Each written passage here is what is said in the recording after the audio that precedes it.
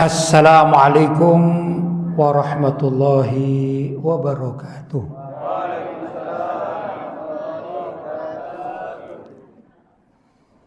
Alhamdulillah, wassalatu wassalamu ala rasulillah Sayyidina Muhammad ibn Abdillah wa ala alihi wa sahbihi wa man wala wa la hawla wa la quwwata illa billah, amma ba'd. Hadrat mukarramin, ma'asyiral ulama al-fudala, ma'asyiral asatidha al-kurama, bapak-bapak, ibu-ibu, jamaah yang dirahmati oleh Allah.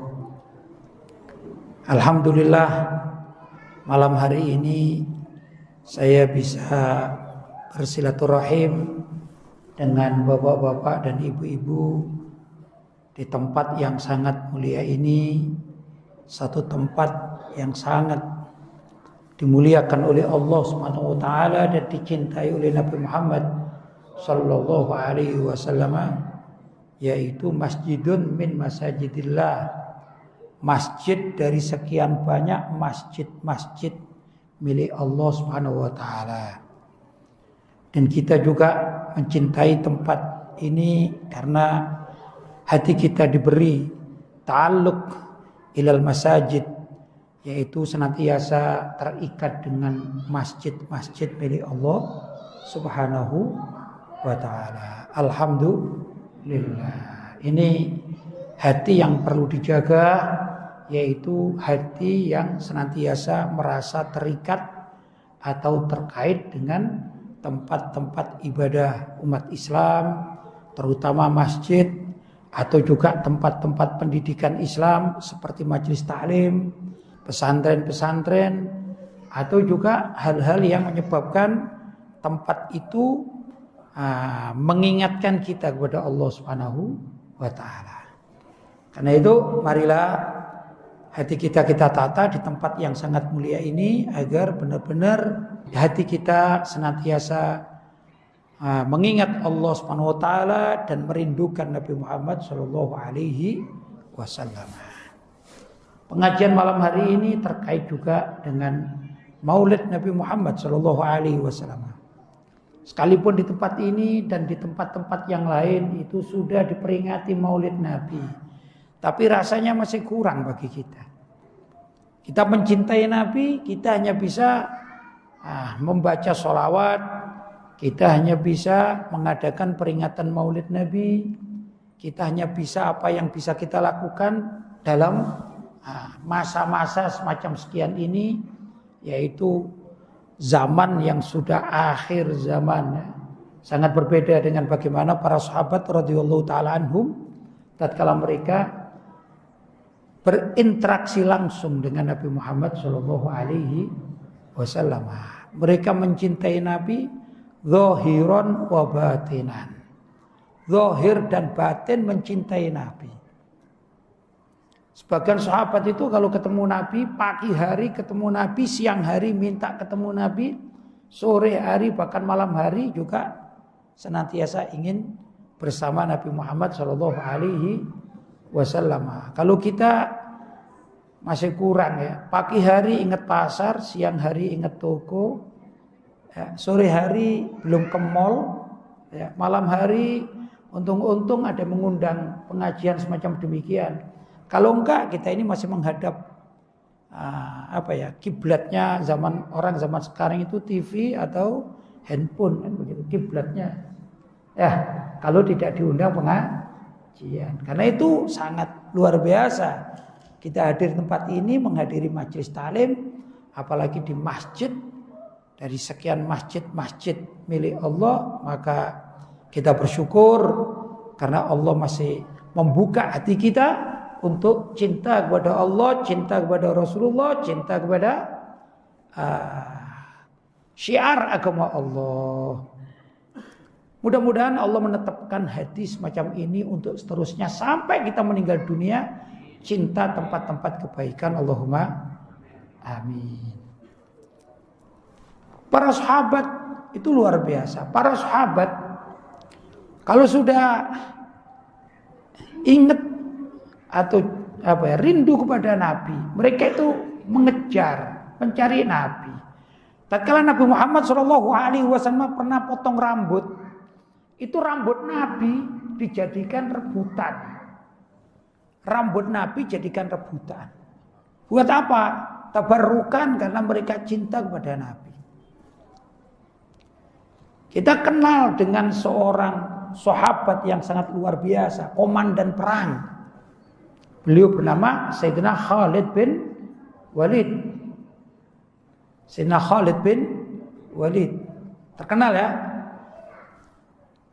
Beliau punya peci. Dan pecinya itu bukan peci baru. Pecinya itu ya peci sudah agak lama. Saat beliau dalam peperangan pecinya itu jatuh. Dicari tidak ketemu itu. Karena beliau pimpinan perang, maka beliau minta tolong sama ini pasukannya itu. Suruh nyari peci beliau itu. Mungkin kalau bahasa saya itu, kalau saya disuruh peci yang mana? Yang lama itu loh gitu. Kalau saya disuruh mungkin saya bilang gini mungkin ya. Panglima, saya belikan aja yang baru. Sulit nyarinya, hilang soalnya. Kita suka yang praktis kan biasanya. Ditanya kenapa engkau cari pecimu yang jatuh sudah lama gitu pecinya. Yang baru kan banyak. Kata beliau, engkau gak tahu tuh peci itu luar biasa. Peci saya itu saya selipkan rambutnya Rasulullah Sallallahu Alaihi Wasallam. Dan saya setiap kali memakai peci itu timbul semangat. Sampai saya bisa mengalahkan lawan-lawan saya ini. Karena timbul semangat, percaya, ikut, yakin. Dan itu membawa berkah bagi Sayyidina Khalid bin Walid radhiyallahu ta'ala anhu. Kita kan tidak sampai begitu ya. Belum sampai seperti beliau. Nah itulah keistimewaan orang yang cinta Nabi Muhammad SAW, zahiran wa batinan. Kalau kita ini, kalau distandarkan dengan para sahabat itu nggak ada apa-apanya kayaknya. Cinta kita ini masih sangat kurang. Karena itu saya dapat berita informasi dari Bapak Mus tadi itu di sini kemarin sudah bikin Maulid Nabi, kita bikin lagi. Kalau cuma 2 kali ya masih kurang. Tidak perlu setiap hari bikin Maulid Nabi. Ini ada ibu-ibu sahabiah, sahabat Nabi wanita. Beliau bernama Ummu Sulaim, Sayyidah Ummu Sulaim. Beliau punya anak namanya Sayyidina Anas bin Malik radhiyallahu taala anhu. Sayyidina Anas bin Malik itu saat tersebut yang ingin saya ceritakan ini usianya 10 tahun. Usianya 10 tahun. Sayyidatuna Ummu Sulaim bukan orang yang kaya, bukan orang yang punya, ya kehidupannya miskin bersama anaknya. Beliau melihat para sahabat yang lain-lain itu kalau Rasulullah datang istilahnya memberi hadiah. Ya Rasulullah saya punya ini air susu segantang. Ya Rasulullah saya punya apa saja lah ya, kurma. Ya Rasulullah saya punya. Alhasil para sahabat karena ingin tabarrukan dengan Nabi memberikan banyak hadiah kepada Nabi. Ini Sayyidah Ummu Sulaim. Ya wahai ibu-ibu ya, gak punya apa-apa, punya anak satu-satunya umur 10 tahun. Jadi kalau sekolah kelas berapa ya? Kelas 5 ya, kelas 4 ya, 3, 4 kecil kan. Maka Ummu Sulaim datang kepada Rasulullah. Datang.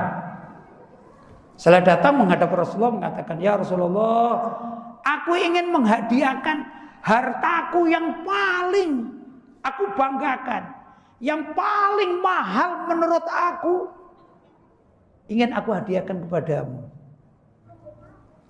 Apa itu? Kata Sayyidah Ummu Sulaim mengatakan, "Aku punya anak, aku berikan kepadamu. Aku harapkan anakku ini bisa membantumu, berkhidmat kepadamu, menjadi hulam pembantumu. Mudah-mudahan engkau berkenan menerimanya." Anak dikasihkan. Ya.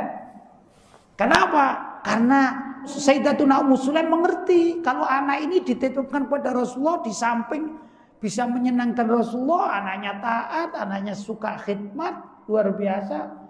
Yang kedua itu harta miliknya yang paling dicintai namanya anak ya. Namanya anak. Ternyata pengorbanan para sahabat Nabi baik yang laki-laki maupun yang perempuan itu luar biasa. Kenapa? Ingin mendapatkan cinta dari Nabi, kedekatan dengan Nabi. Ya, karena itu kalau kita, ini saya dengar kadang-kadang di beberapa tempat di masyarakat mengadakan maulid Nabi, menyembelih seekor sapi, ada menyembelih kambing. Ya. Syukur-syukur kalau menyembelih ayam ya. Kalau ada yang menyembelih ayam, masih syukur. Ini apa tujuannya? Ya pengorbanan kita itu yang bisa kita berikan cuman itu. Sapi pun kadang-kadang ini patungan dulu ya. Tapi ya inilah rasa cinta yang tidak bisa dipungkiri. Nah kita yang tidak bisa seperti itu, apa yang kita berikan?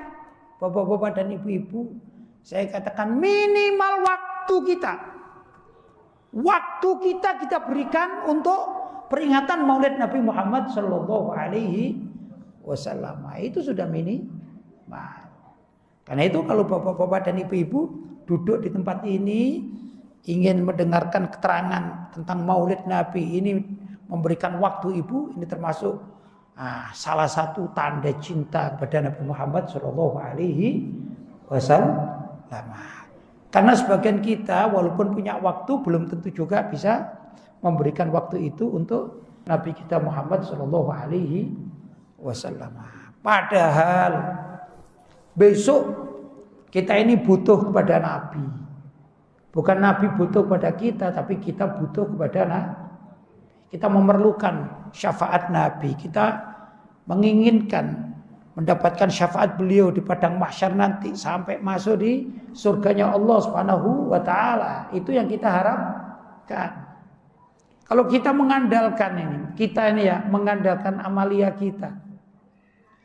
Disuruh masuk surga hitung-hitungan ini. Hitung-hitungan amal baik dan amal buruk. Kira-kira banyak mana yang kita lakukan ya? Dalam keseharian, mulai habis subuh sebutlah sampai maghrib. Kira-kira banyak mana? Lupa kita kepada Allah ini sudah dosa. Kita lupa sedetik kepada Allah itu dosa. Ya. Gimana nih? Berapa lama kita lupa kepada Allah? Kita katanya mencintai Nabi. Maka kita tidak berselawat kepada Nabi itu termasuk pemutusan tali persaudaraan dengan Nabi kalau kita tidak mau baca selawat kepada Nabi. Nah, begitulah hitung-hitungan kita. Ini ibu-ibu dalam keseharian ini ya. Kalau dihitung mulai habis subuh sampai tidur itu banyak mana ngerumpinya sama baca selawatnya banyak mana kira-kira? Itu maksiat mulut ya. Kalau maksiat hati gimana? Tidak suka sama tetangganya, iri sama tetangganya. Ya, itu kalau dihitung berapa banyak ini? Kita dolim kepada saudara kita, kepada keluarga kita, kepada handetolan kita, kepada orang kampung di sekitar kita. Dolim. Apa itu dolim? Wat usyai' fi ghairi mahallihi, mengerjakan sesuatu yang bukan pada tempatnya. Ini dolim. Melakukan sesuatu yang bukan pada tempatnya. Misalnya, ini ada balakon rumah, ya. Di situ ada tempat sandal sudah disediakan. Di situ ada misalnya kursi.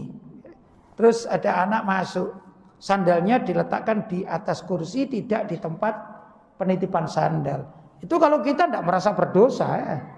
Padahal itu namanya zalim itu. Apa? Karena meletakkan sesuatu bukan pada tempat yang mestinya diletakkan di tempat sandal, tapi diletakkan di tempat yang lain atau diselipkan di mana? Itu kita kan? Ya, itu termasuk perbuatan yang tidak baik di dalam Islam. Ini sedikit masalah. Oh, ternyata kalau dihitung-hitung maksiat kita ini kepada Allah kayaknya jauh lebih banyak daripada ibadah kita.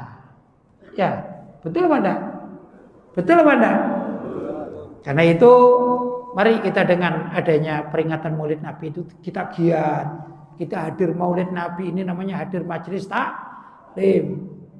Semacam demikian ini pahala ini terus sampai nanti akhir ini pahala terus mengalir. Alhamdulillah. Daripada kita di rumah nonton TV barangkali, main handphone, main ini atau ngerumpi satu dengan lainnya menambah dosa, mending kita hadir majelis Maulid pengajian. Bapak-bapak dan ibu-ibu itu kehidupan kita. Padahal sebentar lagi kita ini juga akan dipanggil oleh Allah. Kehidupan kita di dunia ini kan tidak terlalu lama. Nabi Muhammad itu usianya berapa? 63 tahun. Umatnya Nabi Muhammad tidak jauh-jauh dari situ. Kalaupun ada usia yang lebih dari situ, dari berapa? 63 tahun. Ini adalah fadl, keutamaan yang diberikan oleh Allah. Umur lebih sampai 70 ini termasuk pemberian yang sangat luar biasa. Saya lihat yang hadir-hadir sepuh-sepuh ini, tua-tua ini ya, yang anak-anak sedikit ini ya, yang anak-anak sedikit. Itu karena anak-anaknya diajak aja. Kalau nggak diajak ditinggal di rumah itu ya. Yang remaja sedikit jumlahnya. Yang banyak adalah yang tua. Gak tahu usianya berapa ini. Sudah dekat 63 atau gimana ini? Dekat ya? Agak dekat. Kalau saya tanya, sampean gimana? Sama. Sama dekatnya. Jadi hari kematian itu sudah tidak lama bagi kita. Kalau kita tidak pandai-pandai menggunakan sisa waktu kita. Berapa sih sisa waktu? 20 tahun? Belum tentu. 15 tahun? Belum tentu. Ibarat kita hutang kepada Allah ini. Hutang ibarat kita. Apakah tatkala kita mati hutang kita bisa kesahur atau kebayar semuanya? Hutang apa itu? Hutang ibadah. Hutang ibadah. Kita banyak diperintahkan ibadah. Yang zikir kita kerjakan cuma sekedar saja. Ya, setelah sholat 5 waktu kita zikir kepada Allah. Betul? Itu kalau lama zikirnya. Kadang-kadang juga ada diskon itu ya. Minta diskon. Itu kalau minta diskon diberi diskon. Kadang-kadang juga ada yang habis sholat langsung pergi nggak pakai zikir. Betul? Itu sudah lumayan sholat berjamaah nggak pakai zikir sudah lumayan. Ada lagi nggak mau sholat jamaah ini. Lebih senang di rumah. Betul? Wah itu sudah lumayan sholat di rumah Pak. Ada yang nggak mau sholat lagi. Betul? Tapi Muslim itu masih mending loh Pak. Muslim nggak mau sholat masih mending. Ada kok seminggu yang lalu yang minta pindah agama lagi. Betul? Sudah nenek-nenek minta pindah agama. Ya kalau saya ikhlas-ikhlas saja ya. Daripada di Islam suka menghina Islam, saya ikhlaskan saja. Pindah agama biar tidak ngerecoki umat Islam. Ya. Putri saya alhamdulillah, saya punya putri 5. Semua berjilbab. Ini enggak, nenek-nenek berkonde lagi. Sudah berkonde menyatakan keluar dari Islam. Ya begitulah terjadi di dunia ini seperti itu. Karena itu kita harus menjaga keimanan kita. Macam-macam cara orang menjaga keimanan. Kalau kita mampu ini ya, menjadi orang-orang yang ahli ilmu, ahli ilmu agama. Mudah-mudahan kalau kita sudah telat dulu, zaman itu kita masih kecil, nggak mondok, nggak belajar, mungkin ya urusan kita mungkin bekerja. Ya, mudah-mudahan anak-anak kita nanti menjadi anak-anak yang mengerti agama, dipondokkan, dibelajarkan, ya, dikursuskan agama. Biar apa Pak? Biar kalau kita mati ada mendoakan. Kalau enggak itu susah. Kemarin saya dapat video di Facebook, video. Ada orang atau anak muda lah. Ya usianya kurang lebih 25 tahun, anak laki-laki. Itu sampang kuburan ibunya. Ternyata dia tidak bisa ngaji Pak. Langsung klik ngaji Al-Quran lewat YouTube. Kiranya dapat pahala YouTube-nya apa? Kan kasihan Pak. Betul ya? Kita kalau tidak mempunyai anak turunan yang bisa mengaji, kalau kita mati, naudzubillah min dzalik, bisa-bisa dibelikan gitar gitu Pak. Ya, dinyanyikan lagu dangdut gitu. Naudzubillah min dzalik. Nah, karena itu perlu kita berpikir, iya, usia saya sudah tua, hampir mati gitu ini ya. Hampir mati. Dikatakan kullu atin qarib, segala sesuatu yang akan datang itu namanya dekat, berarti mati itu waktunya dekat. Maka perlu dipersiapkan, diprogram. Gimana kalau saya mati? Jangan program itu seakan-akan tidak pernah mati, Pak.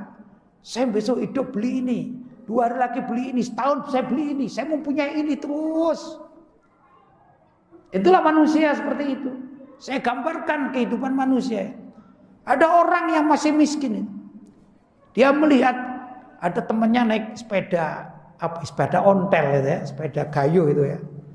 Dia bilang, saya kalau punya sepeda semacam itu mungkin saya rajin pergi ke masjid. Ternyata Allah memberikan sepeda itu. Setelah dapat sepeda, dipakai 1 bulan, ternyata capek juga mengayuh ya. Dia lihat temannya bawa motor, Pak. Wah, saya kalau punya motor semacam itu pasti saya akan rajin datang ke masjid. Sudah, oleh Allah beri motor. 1 bulan dia mengeluh. Ternyata kalau kena hujan sulit juga itu ya. Ya, sulit juga. Akhirnya dia pingin, saya ini ada bentor itu. Wah, ini lumayan tidak kena. Bukan bentor apa ya? Ngagak besar, lebih besar dari motor itu ya. Apa? Mobil? Dayak. Ya wis itulah. Ternyata luar biasa katanya. Temannya punya sedan. Wah, saya kalau punya sedan seperti itu, saya akan rajin ke masjid. Dituruti oleh Allah, Pak. Akhirnya saya kepingin Pajero gitu. Kalau saya ke Pajero bukan sekedar saya akan ke masjid. Anak istri saya ajak ke masjid. Ya dia ajak, cuma 1 bulan, Pak. Pingin lagi, ini teman saya punya kereta api nih. Kalau saya punya kereta api, saya ajak ke masjid. 1 gerbong saya isi orang kampung semuanya. Kira-kira nggak pakai bahan bakar, mikir juga bahan bakarnya mahal. Orang kampung ikut lagi, minta gratis lagi, gitu ya. Melihat pesawat, Pak. Kalau saya ada pesawat ini, akan saya ajak semuanya 1 desa pergi ke masjid. Kira-kira kalau diberi pesawat betulan, kira-kira nggak mengeluh dia. Itulah manusia. Itulah kehidupan manusia. Dia lupa mati. Tapi kalau orang itu orientasinya mati, zikrul maut, mengingat kematian, ini adalah orang yang soleh, orang yang baik. Misalnya begini, saya punya tetangga itu anaknya tiap hari pergi ke masjid. Itu anaknya itu. Saya ini belum bisa seperti tetangga saya. Anaknya loh. Gimana bapak sama ibunya kira-kira? Paling juga bangkong di rumah. Setelah tahu, Pak, Masya Allah, saya ini melihat ke masjid, anaknya itu mengaji Al-Quran. Padahal dia anaknya usianya baru 11 tahun. Ngaji Qurannya bagus, saya malu Itu karena hatinya terbuka. Saya kepingin mencari guru kursusan agar saya tidak kalah dengan anak itu usia 11 tahun. Begitu. Jadi inovasinya itu pada akhirat. Sampai dia berkeinginan, saya alhamdulillah sudah mengaji, saya belum umroh.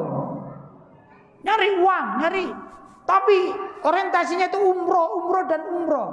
Kalau tadi kan kendaraan dan kendaraan, ini kendaraan akhirat ini. Apa sih itu? Daripada saya haji, sudah daftar haji, tidak berangkat-berangkat. Kayak saya sekarang sudah daftar haji, tidak berangkat. Mending saya umroh, mengumpulkan uang umroh. Akhirnya luar biasa pikirannya. Saya umroh sendiri merasa kesepian. Saya ngajak istri saya, istrinya diajak umroh. Ternyata bukan itu saja. Saya ketemu dengan di sana jamaah, itu satu kampung diajak umroh semuanya. Insya Allah saya akan mengajak satu warga kampung saya ajak umroh. Begitu Pak Mus. Saya daftar Pak Mus ya kalau umroh ya. Itu kenapa? Karena hatinya tertambat dengan urusan ibadah. Gak mau kalah dengan orang lain dalam urusan ibadah. Nah ini orang-orang yang semacam ini adalah orang-orang yang dicintai oleh Allah Subhanahu wa ta'ala. Tapi kalau yang tadi dunia itu paling dicintai, mohon maaf, oleh iblis, Pak. Iblis itu luar biasa loh. Iblis itu istiqomah, Pak. Makhluk yang istiqomah itu iblis. Tapi istiqomahnya dalam keburukan. Zamannya Nabi Adam, iblis itu sudah kita tahu kan menggoda Nabi Adam.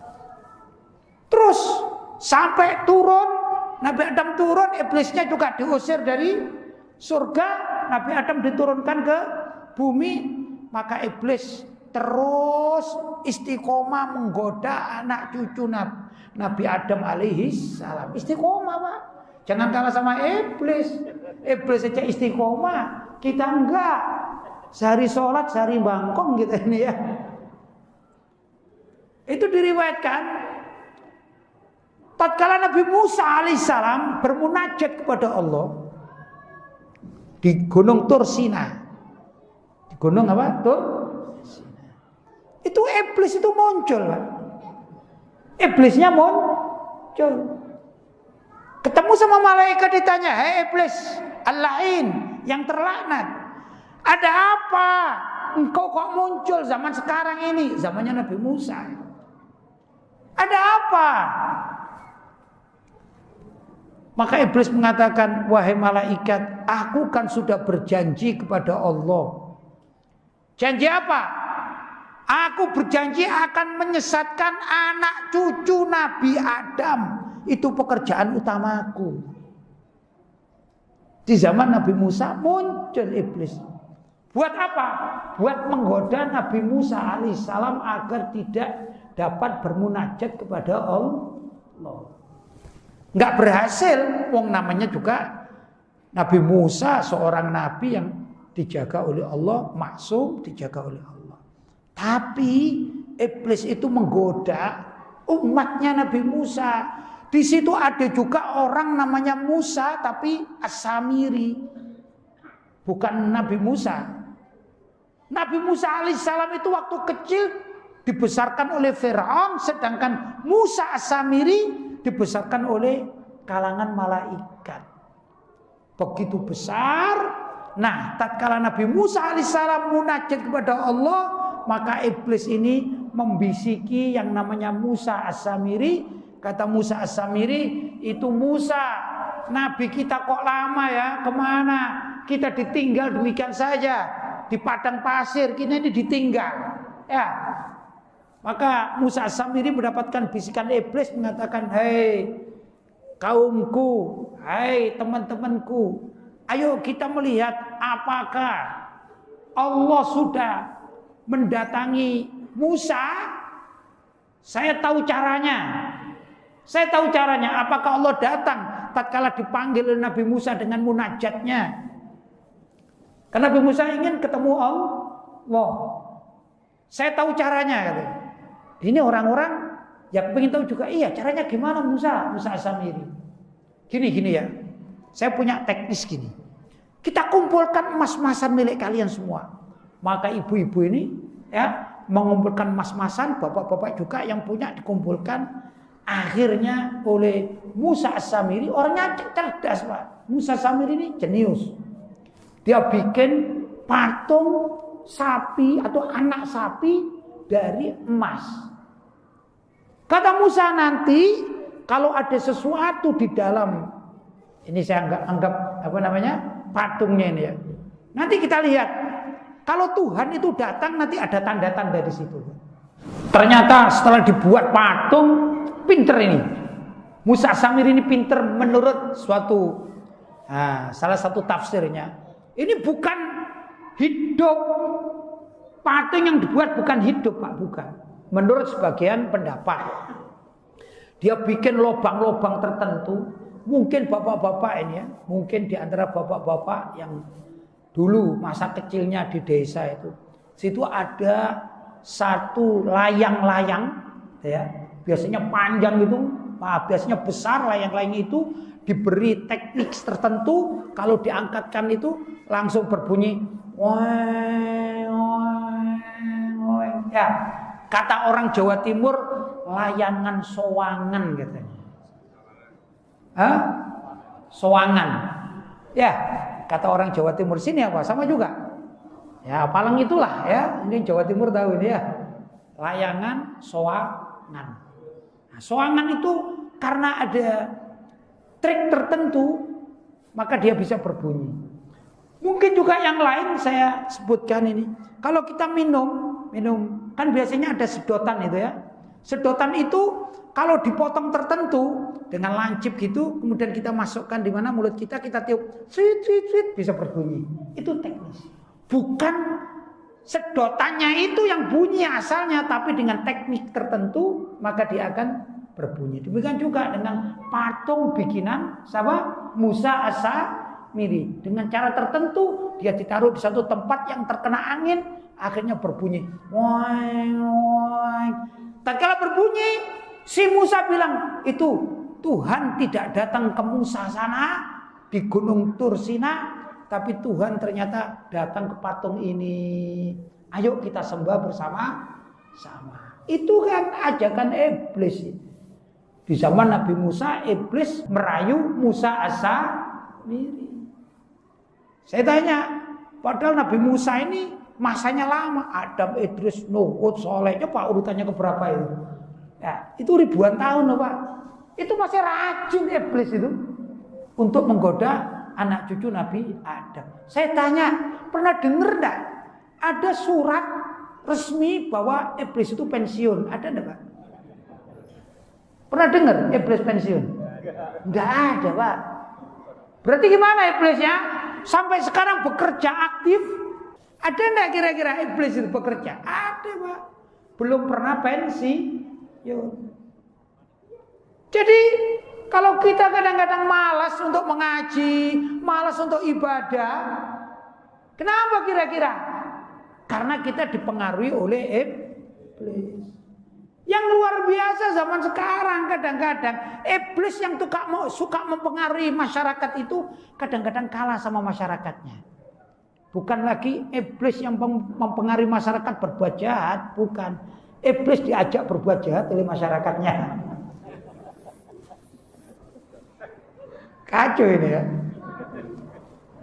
Ada cerita ini ya, cerita iblis dengan masyarakat modern zaman sekarang ya. Iblis itu, ini cerita ya, fiktif ya, tapi perlu kita renungkan juga ini. Kata iblis gini, aduh saya bosan sekarang hidup, saya mau mengajukan proposal kepada Allah. Gitu. Iblisnya mengajukan proposal kepada Allah. Isinya begini. Wahai Tuhan kami, wahai Allah, dulu memang aku ya mengajukan permintaan agar aku ini Engkau berikan kehidupan yang panjang dan aku berjanji untuk menggoda umat manusia. Tapi sekarang aku mau bertobat, aku mau pensiun dini, kata iblisnya. Ditanya oleh Allah, iblis, kenapa kamu pensiun dini? Ya kenakan manusia. Situ yang korupsi, aku yang dimarahin gitu. Ini aku korupsi kan gara-gara dipengaruhi iblis. Uang diambil sama manusia, dinikmati, aku nggak dikasih. Itu aku yang dikambing hitamkan katanya. Jadi sudah bosan jadi iblis. Kenapa? Kalah dengan kejahatan manusia. Begitu ya. Luar biasa. Itu manusia yang melanggar peraturan itu. Tapi begitu ketangkep dibilang ini kan pengaruh iblis. Padahal iblisnya sudah dia kayak ikut-ikut. Ya. Ada juga pejabat misalnya nih, pejabat peraturan 2 periode, minta 3 periode lagi. Katanya, iya aku diganggu iblis. Ya kamu yang iblis ya. Iblisnya nggak jadi pejabat ini. Minta digabrel. Katanya diganggu iblis, digoda iblis. Makanya iblisnya pusing. Sekarang mengajukan proposal untuk pensiun. Ini umat manusia zaman sekarang ini begitu. Luar biasa. Nah ini cuman anekdot saja ya. Tapi itulah bapak-bapak dan ibu-ibu, dengan kita masih hati kita dibuka oleh Allah, kita sujud syukur, kita wajib senang, kita wajib rajin ke tempat-tempat ibadah seperti demikian ini, penuhi. Kalau umat Islam sholat subuhnya itu bisa seperti sholat Jumatnya, ramenya itu kampung atau desa tersebut akan menjadi kampung yang makmur. Kampung yang Tapi kalau sholat subuhnya cuma satu soft, itu pun sudah bangga satu soft. Satu soft dari sana ke sini, ya sholat subuhnya. Ini pertanda, ini di Batam ini ya. Batam lama-lama akan menurun ini. Sebenarnya kena COVID kemarin bukan salah-salah amat. COVID-nya bukan ya. Umat Islam juga ya salah. Coba saya tanya di sini sholat subuhnya kita kira seperti orang melaksanakan Jumatan gitu. Berapa soft? 3 soft. Oh sudah bagus. Di tempat saya itu ada yang cuma 1 soft. Itu pun hanya Bilal sama imamnya saja. Dan Bilal merangkap jadi makmum. Ya begitulah tipe kita ini begitu ya. Tipe kita itu begitu. Karena itu untuk menjaga apa? Agar kita ini benar-benar cinta kepada majelis taklim, cinta. Intinya cinta kepada Allah, cinta kepada Rasulnya. Harus kita ajak saudara-saudara kita, anak-anak kita perkenalkan.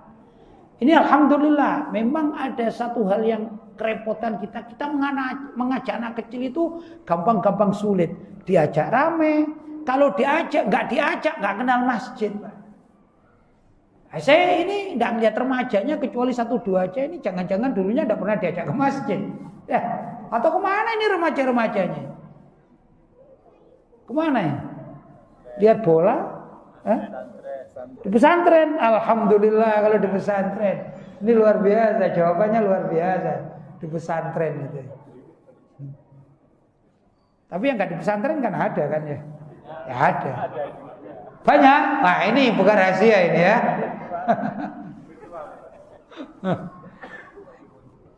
Ya itulah kualitas kita di hadapan Allah SWT. Kita ini masih jauh sekali dibandingkan ulama-ulama terdahulu, apalagi para sahabat Nabi yang sangat luar biasa ya. Yang sering saya ceritakan dan ingin saya ulang lagi, Sayyidina Abu Bakar As-Siddiq radhiyallahu taala anhu.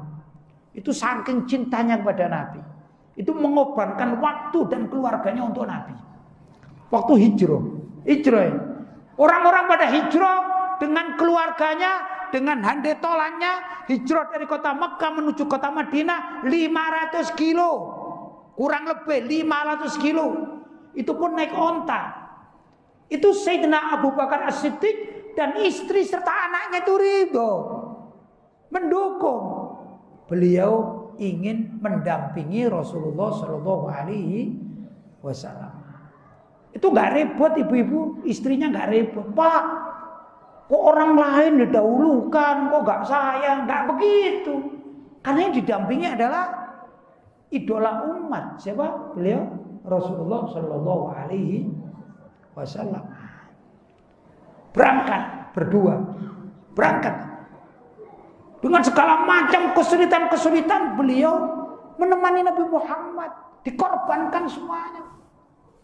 Itu siapa? Sayyidina Abu Bakar As-Siddiq radhiyallahu taala anhu. Luar biasa ya, luar biasa. Nah kita gimana kita ini? Seberapa persennya kita dibandingkan dengan para sahabat Nabi? Sayyidina Umar bin Khattab radhiyallahu taala anhu. Wah ini macannya para sahabat ini. Tidak takut apapun tatkala beliau hijrah. Orang-orang hijrah ini sembunyi-sembunyi. Sayyidina Umar nyawanya diberikan untuk hijrah demi membantu perjuangan Rasulullah Shallallahu Alaihi Wasallam. Itu kaum kafir Quraisy yang gladiatornya kaum kafir Quraisy didatangi, didatangi. Saat itu mereka berkumpul di dekat Ka'bah, memang tempat mangkal mereka di situ. Didatangi, Pak, dipamiti. Orang-orang hijrah dengan sembunyi-sembunyi. Sayyidina Umar datang mereka. Hai, kaum kafir Quraisy, siapa di antara dirimu ingin istrinya jadi janda atau anaknya jadi yatim, ikuti Umar. Ntar lagi Umar akan pergi hijrah. Terang-terang sini. Pedang diunuskan, jalan. Gak ada yang berani, Pak. Saya sama Sayyidina Umar Ibn Khattab. Padahal yang dilawan itu bukan orang 1, 10 lebih, Pak. Itu kalau dikeroyok bisa kalah. Tapi ini beda, ini kualitas imannya beda. Kualitas keimanannya beda. Saya nggak tahu ya, saya nggak tahu kita yang sekarang di masjid ini saya nggak tahu. Andai kata ada musuh Islam sekarang ini jumlahnya nggak sampai 100 atau mungkin 100 lah barangkali.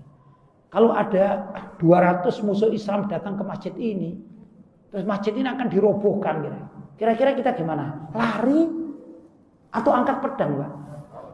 Angkat pedang mesti. Tapi kadang-kadang sebagian orang, saya akan pedang, saya maju, tapi maju ke sana saya majunya. Musuhnya di sini, majunya ke sana, maksudnya lari ke depan. Enggak semua orang punya keberanian. Betul? Betul?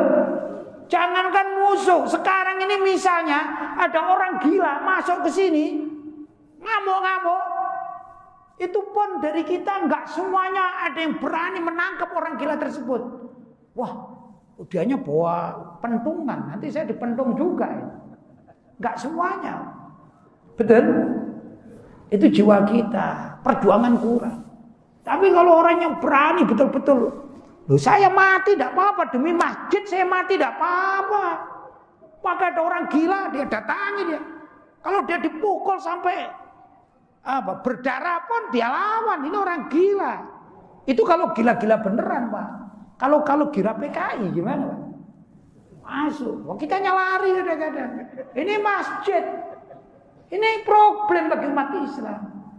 Problem. Kalau bukan pencinta masjid yang sejati, tidak mungkin bela masjid, tidak mungkin, Pak. Kecuali kalau memang orang itu cintanya sejati pada masjid, ini adalah rumah Allah, jangan dikotori. Maka kalau ada musuh, entah itu musuh yang betulan musuh orang kafir misalnya, atau yang musuh ini pura-pura gila, zaman sekarang kan gitu ya, pura-pura gila. Saya juga rawan dilempar batu sama orang gila ini ya. Kenapa? Saya suka ceramah begini ya. Ini kalau ada orang gila pura-pura gila kan musimnya begitu ya. Saya nggak tahu kalau ada orang gila masuk sini kira-kira saya masih dilempar ini ada Pak Ilyas Lario, jangan gitu. Ya tergantung, masyarakat itu tergantung. Begitulah ini jiwa, namanya jiwa tuntutan keislaman dan keimanan. Semakin kita cinta kepada tempat-tempat ibadah, kepada simbol-simbol Islam, maka kita akan terdepan untuk membelanya. Itu begitu, Pak. Tapi kalau kita lemah keimanan kita, ya ngaji-ngaji, sholat-sholat, tapi begitu ada musuh lari kita, Pak. Nah, ini juga keimanannya adalah keimanan yang agak tipis, berbeda dengan ada musuh kita maju. Ini beda-beda, setiap orang punya karakter beda-beda. Sayyidina Umar Ibn Khattab radhiyallahu taala anhu tidak mundur semacam itu, tidak mundur. Bahkan Sayyidina Umar menantang, siapa di antara kalian pingin istrinya jadi janda? Maksudnya supaya ingin mati itu. Kalau mati kan istrinya jadi janda, anaknya jadi yatim. Nih kejar Umar bin Khattab. Hari ini jam sekian akan jalan hijrah ke Madinah. Siapa yang berani datangi Umar bin Khattab? Begitu. Jantan, Pak. Jagoan Sayyidina Umar bin Khattab radhiyallahu taala anhu. Luar biasa. Kenapa kok bisa mereka begitu? Ya karena mereka bayangkan kalau mati itu di depannya surga. Kalau mati di depan mereka surga. Keyakinan, ini keyakinan. Kalau tidak ada keyakinan sulit, Pak. Ya, kalau tidak ada keyakinan sulit. Nah, untuk itu bapak-bapak dan ibu-ibu yang dirahmati oleh Allah, kita patut menjaga keimanan kita, keislaman kita. Terutama ini kita yang sudah tua, yang sudah dekat dengan kematian. Saya katakan dekat dengan kematian karena apa? Kullu atin qarib, segala sesuatu yang akan datang itu waktunya dekat. Yang lama itu apa, Pak? Yang lama? Yang lama itu yang kemarin karena kita tidak bisa datang ke sana. Kalau seminggu yang akan datang, kita masih akan datang ke situ, Pak. Tapi yang kemarin walaupun baru tadi pagi, kita tidak bisa kembali, itu yang paling jauh. Kalau yang akan datang termasuk kematian, ini namanya dekat. Karena itu ada orang sering dikatakan kita sudah dekat dengan kematian. Jelas ya? Itu keterangannya. Nah, di dalam hadis Nabi Muhammad SAW diterangkan, "Mangkana akhiru kalamihi la ilaha illallah dakhalal jannah." Siapa orang yang akhir dari ucapannya itu ini menjelang kematiannya ya. La ilaha illallah. Siapa orang yang akhir dari ucapannya itu la ilaha illallah dakhalal jannah, maka dia akan masuk surga. Maksudnya ada husnul khotimah. Ya, karena itu kita jaga. Setiap akan tidur kita mengatakan la ilaha illallah. Agar apa? Agar kita dijamin masuk surga. Karena apa? Terhitung orang yang husnul khotimah. Itu menurut Imam Nawawi radhiyallahu taala anhu. Dalam syarah Muslim atau syarah Sahih Muslim, beliau mengatakan, "Mangkana akhiru kalamihi la ilaha illallah dakhalal jannah." Barang siapa yang akhir ucapannya itu adalah la ilaha illallah, maka dia akan masuk surga. Wal amru bidzalika at-talqin, karena itu diperintahkan untuk membaca la ilaha illallah di dalam talqin. Orang yang akan meninggal dunia sakaratul maut, maka hendaklah ditalqin dengan la ilaha illallah. Ya. Tapi ini adalah amrun nadbin, ini adalah amrun nadbin, perintah yang sifatnya sunnah, anjuran. Wa ijma'ul ulama, dan para ulama itu bersepakat ala hadzal talqin, bahwa inilah talqin yang diperintahkan bagi orang yang akan meninggal dunia. Dan kita juga yang masih hidup demikian, kalau bisa setiap malam kita membaca la ilaha illallah. Tatkala kita mati dalam keadaan tidur, ini berarti akhir hayat kita membaca la ilaha illallah. Wa karihu al-iktsar alaihi, dan ini makruh kalau memperbanyak untuk orang yang ditalkin. Orang yang ditalkin itu jangan sering-sering ditalkin la ilaha illallah, kecuali begini. Begitu orang ini sakaratul maut ditalkin bisa la ilaha illallah. Kok diikuti oleh orang yang mau mati? La ilaha illallah. Sudah cukup, Pak. Jangan diulang-ulang. Sudah cukup menurut Imam Nawawi. Jadi ini hadis memang asli untuk urusan apa? Orang yang akan meninggal dunia. Kecuali kata Imam Nawawi, kalau orang yang mau mati itu tiba-tiba bicara lain, entah itu minum, aku haus, mungkin kan terjadi. Maka setelah diberi minum, ditalkin lagi, la ilaha illallah, begitu. Agar apa? Akhir kalamnya, akhir ucapannya itu lafaz la ilaha illallah. Itu menurut Imam Nawawi. Ya, dalam hadis lain dikatakan lakinu mautakum bila ilaha illallah. Talkinlah mayit kalian, mayit itu yang akan meninggal dunia, dengan la ilaha illallah. Ini perintah, ini riwayat Imam Muslim radhiyallahu taala anhu. Ya.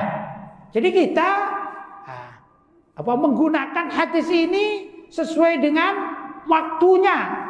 Entah kita sendiri kalau mampu begitu sakaratul maut kita mengucapkan la ilaha illallah, atau saudara kita kalau sudah akan meninggal dunia dibacakan la ilaha illallah. Begitu. Jelas ya? Ini perlu sekali. Ini hadis jarang diterangkan, ini jarang, tapi ini diperlukan oleh umat Islam. Ini menurut para ulama Ahlussunnah wal Jamaah, Imam Nawawi. Walaupun kadang-kadang sekarang ada orang yang menakwili macam-macam, Pak. Menakwili ya, kita umat Islam itu kan perlu mengucapkan la ilaha illallah itu untuk persatuan, untuk kebangsaan dan lain sebagainya. Ini hadis nggak ada urusannya. Persatuan itu wa'tasimu bihablillahi jami'an wa la tafarraqu, itu lain sendiri ayatnya. Wa'tasimu bersatulah, i'tisam, wa'tasimu bihablillah.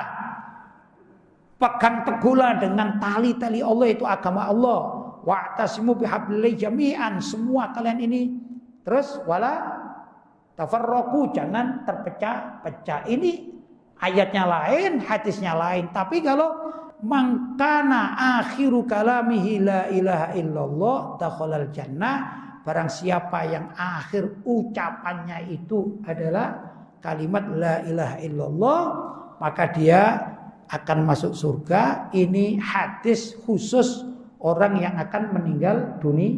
Ya, karena dalam hadis lain diterangkan lakinu mautakum la ilaha illallah. Talkinlah mayitmu itu dengan ucapan la ilaha illallah. Jadi ucapan itu penting, Pak. Tidak hanya perbuatan. Perbuatan itu penting. Ada orang berbuat baik tanpa mengucapkan, kalau niatnya baik dia mendapatkan pahala. Tapi juga ada orang yang berucap baik itu juga mendapatkan pahala. Sebaliknya, orang yang berbuat jahat walaupun dia tidak bicara, itu kan ada seperti maling itu kan banyak kegiatannya, nggak banyak bicara, gitu ya. Maling ngambil sana, ngambil sini, ngambil sana, itu ya nggak bicara. Masa di atas atap bicara, permisi ya, saya akan jadi maling, ya nggak mungkin kan, gitu ya.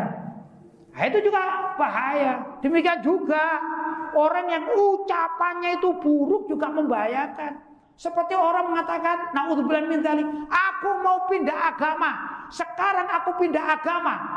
Ini juga ya murtad, tidak bakalan masuk surga. Saya bangga akan pindah agama, saya pusing ngikuti aturan Islam. Ini sudah murtad. Ada juga yang mengatakan, saya walaupun Islam, tapi saya tidak yakin bahwasanya syariat Islam itu diwajibkan. Wah, ini murtad. Ini ucapan. Walaupun dia tidak berbuat apa-apa, dia cuma nongkrong di depan kamera mengatakan itu, ini sudah murtad. Jadi ucapan ini punya pengaruh di dalam Islam. Jangan mengatakan, masa orang baca la ilaha illallah saja masuk surga, kan enak. Loh, justru itu yang diutamakan.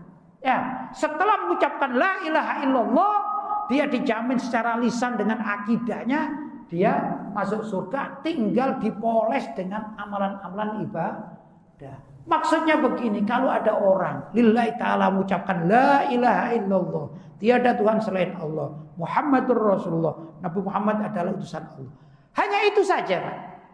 Kemudian dia berbuat nakal, sudah segala macam dikerjakan, asalkan tidak murtad, tidak pindah agama, maka orang ini besok masih bisa masuk surga, walaupun dia akan dimasukkan neraka karena kemaksiatannya, tapi suatu saat dia akan masuk surga dengan ucapan itu. Beda dengan orang kafir. Orang kafir itu walaupun bangun masjid tetap masuk neraka. Orang kafir itu walaupun bangun masjid, kadang-kadang orang kafir di tetangga-tetangga kita, orang kafir itu kan non-muslim, semua orang non-muslim namanya kafir. Kalau kita Idul Adha mereka nyumbang kambing, tetap masuk neraka. Nggak ada orang kafir masuk surga. Kalau ada orang mengatakan, ya, ada orang mengatakan, kemarin ada tokoh NU mengatakan, tidak apa-apalah, ini pindah agama ke Hindu, dia tetap masuk surga. Ini kebodohan yang diperlihatkan di depan masyarakat, depan publik mengatakan gitu. Ini tidak mendidik, tidak mendidik. Orang kafir pasti masuk neraka, tidak bakalan masuk surga. Orang murtad juga pasti masuk neraka dan tidak akan masuk surga selama-lamanya. Mestinya begitu kita katakan. Kalau kamu kepingin masuk surga, hei kafir, sekarang syahadat. Tanpa syahadat, no. Begitu mestinya. Biar Islam itu tegas. Karena itu dikatakan tadi, ucapkan la ilaha illallah Muhammadur Rasulullah. Ini jaminan masuk surga. Walaupun andai kata setelah mengucapkan la ilaha illallah, dia maksiat, dia segala macam, bahkan tidak pernah ibadah sama sekali ya. Dia tetap suatu saat akan masuk surga kalau waktu menyatakan la ilaha illallah Muhammadur Rasulullah itu betul-betul dari hatinya. Maksudnya muslim, maksudnya. Ya, muslim yang tidak ibadah. Nah, apakah kita mau sebelum masuk surga singgah dulu di neraka? Mau enggak kita? Enggak mau, karena itu jangan maksiat. Kalau sudah mengucapkan la ilaha illallah Muhammadur Rasulullah, kita jaga. Kita hadir majelis, kita sholat 5 waktu, ya. Kita jaga puasa kita, waktunya zakat kita zakat, waktunya ada kesempatan berangkat haji kita berangkat haji. Semua amal-amalan yang baik kita lakukan, maka dia ini masuk surganya akan disegerakan setelah meninggal dunia, dibangkitkan. Maka orang-orang pada antri di padang mahsyar, sedangkan orang yang mengucapkan la ilaha illallah dan berbuat baik, tidak pernah maksiat, namanya orang-orang soleh, akan masuk surga didahulukan oleh Allah Subhanahu wa ta'ala. Kalau misalnya tergelincir sedikit kakinya mau masuk neraka karena amalan yang baik dan diridhoi oleh Allah, enggak jadi tergelincir ke neraka, langsung ditolong mendapatkan syafaat dari Nabi Muhammad SAW masuk surga. Begitu cara kita berpikir. Jangan dia mengatakan kalau ucapan saja la ilaha illallah enggak ada artinya. Ini salah. Ini kebodohan yang dipelihara. Karena apa? Ucapan ini mengandung nilai di hadapan Allah Subhanahu wa ta'ala. Saya katakan ucapan, jangankan di hadapan Allah Subhanahu wa ta'ala. Antar bapak dengan anak. Kalau anaknya itu ngomong jorok, mengucapkan jorok pada bapaknya, ini bukan dari hati, tidak pakai nonjok anaknya, pada ibunya misalnya. Bu, ibu itu gimana? Kurang ajar ibu itu. Ini anak durhaka apa anak baik hati? Durhaka.